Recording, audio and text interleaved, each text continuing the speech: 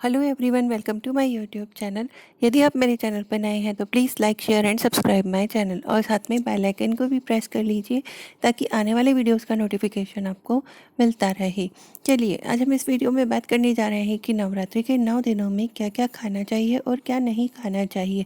नवरात्रि में जो लोग व्रत रखते हैं उन्हें बहुत दुविधा होती है कि हम क्या खाएँ और क्या ना खाएँ, क्या सब्जी खाएँ, कौन से फल खाना चाहिए, किन किन मसालों का उपयोग करना चाहिए। यह सब बातों का हम इस वीडियो में ज़िक्र करने जा रहे हैं। यदि आप भी नवरात्रि का व्रत रखना चाह रहे हैं या आपने पहले से रखते आ रहे हैं तो भी आप इस वीडियो को देखिए ताकि आपसे जो भी भूल चूक हो रही हो आप उसे सुधार सकते हैं।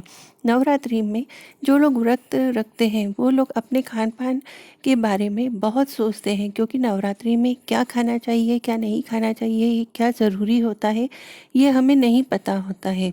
व्रत में हमें वह चीज़ नहीं खा सकते हैं जो रोज़ खाते हैं, इसलिए हमें कुछ सावधानियां रखनी चाहिए जिसमें हमारा व्रत जो है वो खंडित ना हो सके।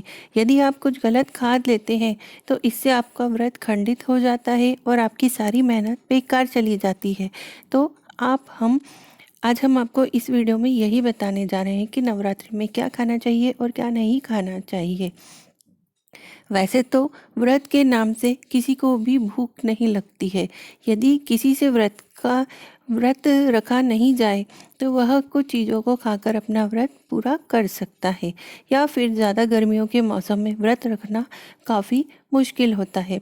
तो आज हम आपको बताएंगे कि नवरात्रि में व्रत रखते समय आप लोगों को क्या क्या खाना चाहिए और कैसे कैसे और कब खाना चाहिए, जिससे आपका व्रत आसानी से पूरा हो सके।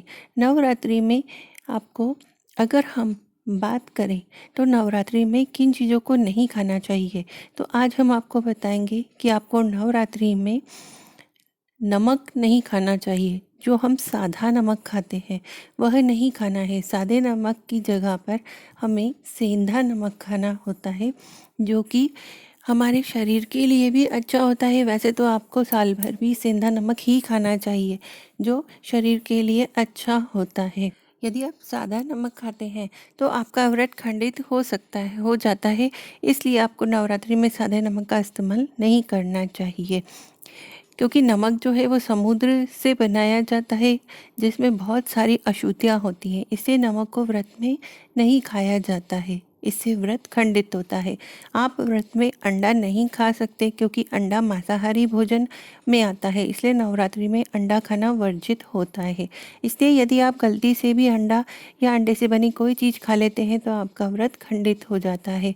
आप नॉनवेज चिकन नहीं खा सकते क्योंकि वह भी वर्जित होता है। मसालेदार भोजन भी नहीं खाना होता है। आपको नवरात्रि के व्रत में मसालेदार भोजन नहीं करना चाहिए, क्योंकि व्रत में मसालेदार भोजन नहीं किया जाता, बल्कि आपको उसके स्थान पर फलाहार या फिर आप सिर्फ सेंधा नमक से बनी चीज़ें खा सकते हैं, क्योंकि यह व्रत में शामिल नहीं होता है, ना ही इसका उपयोग व्रत में किया जाता है, क्योंकि यही सभी चीज़ें मांसाहारी चीज़ों को बनाने में प्रयोग होती हैं। इसलिए आपको व्रत में मसालों से बनी चीज़ें नहीं खाना चाहिए।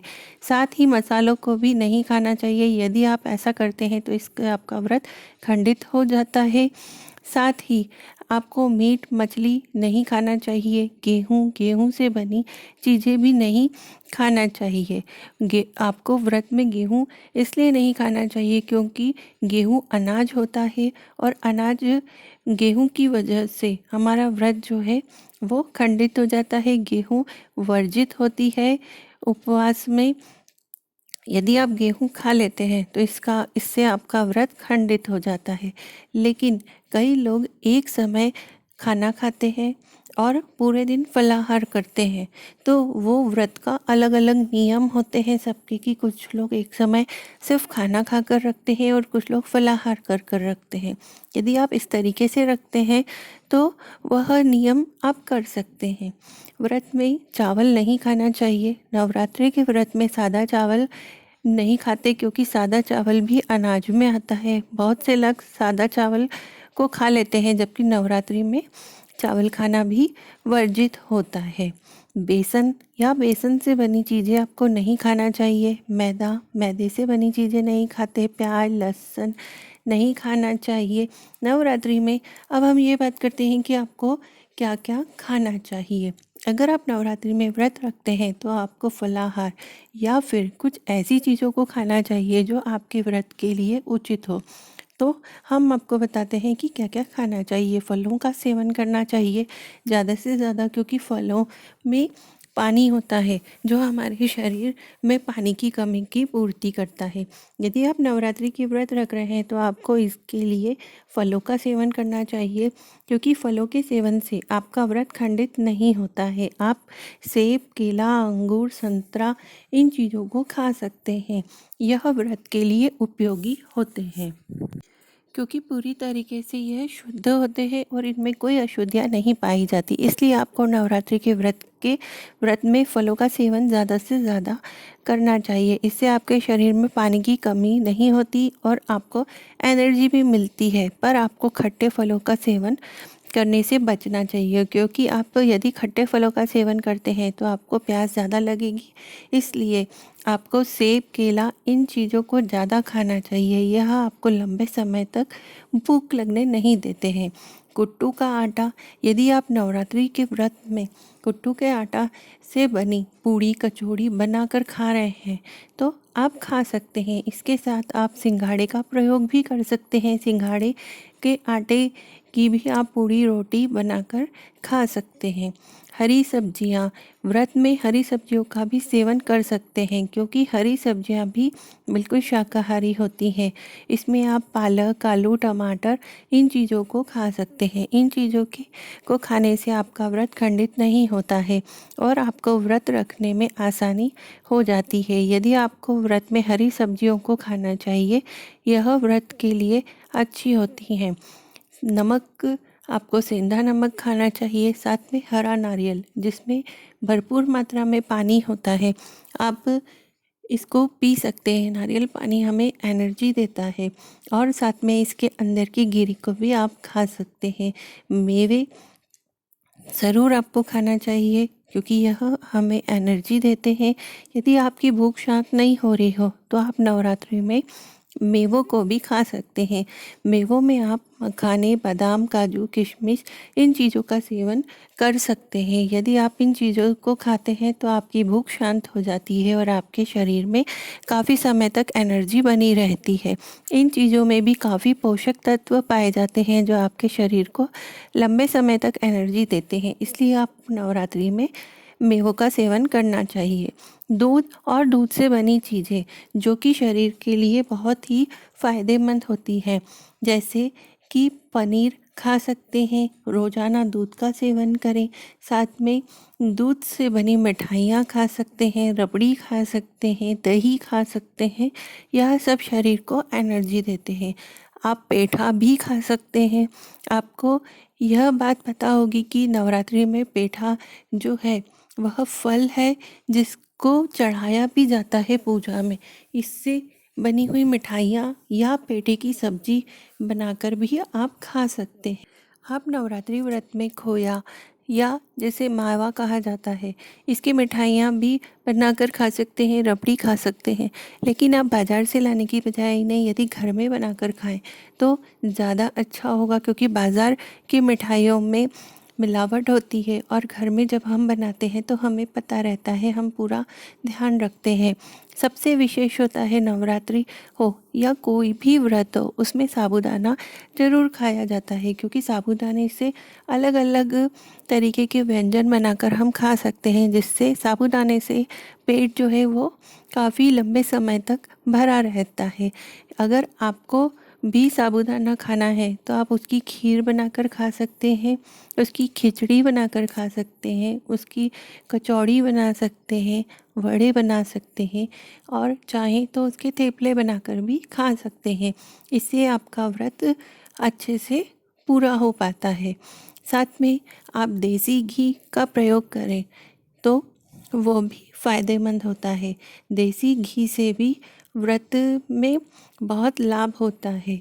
यदि आप सरसों के तेल में किसी भी चीज़ को नहीं बनाना चाहते तो सरसों का तेल व्रत में नहीं खाया जाता, इसलिए आप खाना का तेल में बनाते हैं तो इससे व्रत खंडित हो जाता है। इसलिए किसी भी तेल का उपयोग करने की बजाय आप यदि घी का उपयोग करें व्रत के खाने में तो वह ज़्यादा अच्छा रहता है। इसी के साथ में आप फ्रूट का सलाद बनाकर खा सकते हैं, फ्रूट रायता बनाकर खाइए, सूखे मेवे, साबूदाना खिचड़ी, मखाना, खीर ये सब बनाइए। साथ में बहुत सारे आप कोल्ड ड्रिंक्स बना सकते हैं। कोल्ड ड्रिंक मीन्स यह नहीं कि जो बाज़ार से मिलते हैं, बल्कि दूध और दूध में जैसे गुलाब डालकर, बादाम डालकर, काजू डालकर इस तरीके के हेल्दी ड्रिंक्स घर में बनाकर खा पी सकते हैं, जिनसे एनर्जी जो है ज़्यादा बनी रहती है। नींबू का शरबत बनाकर पीजिए जो आपको ज़्यादा समय तक तरोताज़ा रखेगा। नवरात्रि के व्रत में आपको चाय कॉफ़ी कम से कम सेवन करना चाहिए, क्योंकि चाय जो है उससे एसिडिटी हो जाती है और हम अधिकतर समय खाली पेट रहते हैं, तो इसलिए आपको बचना चाहिए और पानी का उपयोग ज़्यादा से ज़्यादा करना चाहिए, क्योंकि यदि शरीर में पानी की कमी हो जाती है तो शरीर में फिर कमज़ोरी आ जाती है। व्रत के दौरान आप आलू, शकरकंद, लौकी, टमाटर, अदरक, गाजर, खीरा और कच्चा केला, पपीता भी खा सकते हैं। यदि आप व्रत में रोटी खाना चाहते हैं, लेकिन आटा तो हम गेहूं का आटा तो हम खा नहीं सकते, तो आप इसमें सिंघाड़े के आटे, राजगिरे का आटा, कुट्टू का आटा, इन सब की रोटी पूड़ी बनाकर खा सकते हैं। व्रत तो सभी को करना चाहिए, क्योंकि ये पूरे हफ्ते में कहा जाता है कि एक दिन तो व्रत करना ही चाहिए, जिससे हमारे शरीर में जितनी भी विषैली चीज़ें होती हैं वो बाहर हो जाती हैं। इसलिए तो आप यदि कभी भारी भोजन भी कर लेते हैं तो आपका मन नहीं करता दूसरे टाइम खाना खाने का, तो इसीलिए कहा जाता है कि शरीर को शुद्ध रखने के लिए व्रत करना ज़रूरी होता है। व्रत का अर्थ ये नहीं होता कि हम सुबह से लेकर रात तक बस खाते ही चले जाएं, क्योंकि कई लोग व्रत तो रख लेते हैं लेकिन उनसे रखा नहीं जाता और वो पूरा दिन कुछ ना कुछ मसालेदार भुना हुआ और तला हुआ खाते हैं और फिर बाद में परेशान होते हैं। इसलिए यदि आप व्रत रखने जा रहे हैं तो पहले अपने मन को काबू में कीजिए, उसके बाद व्रत का संकल्प कीजिए।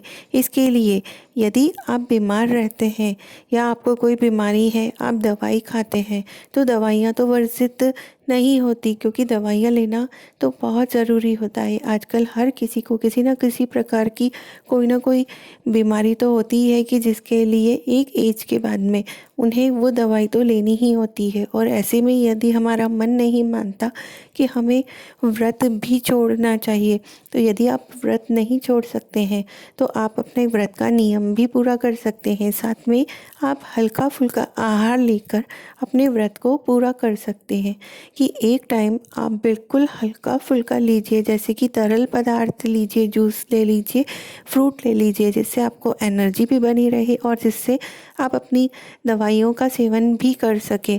और दूसरे टाइम पर आप खिचड़ी या कुछ भी फलाहार का हल्का फुल्का बनाकर खा सकते हैं, जैसे कि समा के चावल का पुलाव बनाकर भी खा सकते हैं, जो कि शरीर के लिए बहुत अच्छा होता है और हल्का फुल्का भी होता है, जो कि पाचन तंत्र को भी अच्छा रखता है। क्योंकि अक्सर हम साबूदाना खाते हैं और साबूदाना जो है वो कॉन्स्टिपेशन कर देता है, जिससे कि बहुत ज़्यादा कब्ज़ होने लगती है और कई बार तो लोगों को उसके लिए फिर दवाइयाँ खानी पड़ती है। इसलिए आप ऐसे हल्की फुल्की चीज़ों को खाकर भी आप अपने व्रत को पूरा कर सकते हैं।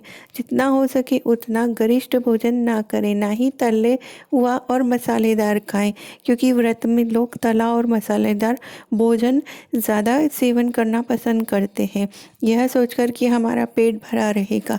लेकिन व्रत का मतलब ये नहीं होता कि पेट को भर के रखना, पेट को खाली रखना, तभी तो हमारे शरीर से अशुद्धियाँ निकलेंगी। तो इस चीज़ का ज़रूर आप ध्यान रखें। साथ में जितना ज़्यादा हो सके उतना पानी पीजिए। पानी पीने से शरीर को एनर्जी बनी रहती है और इससे हम बीमार भी नहीं होते हैं। और इसी तरीके से आप अपने, यदि आप मोटापे से ग्रसित हैं तो आप उसे भी कम कर सकते हैं नवरात्रि का व्रत रखकर, जिसमें आप ज़्यादा से ज़्यादा तरल पदार्थें और हल्के फुल्के भोजन का सेवन करके। यदि ये जानकारी आपको अच्छी लगी हो तो please like share and subscribe my channel. और आप मुझे भी कमेंट करके बताइए कि आप लोग किस तरीके से अपने व्रत को रखते हैं और उसमें क्या क्या भोजन खाना पसंद करते हैं। धन्यवाद।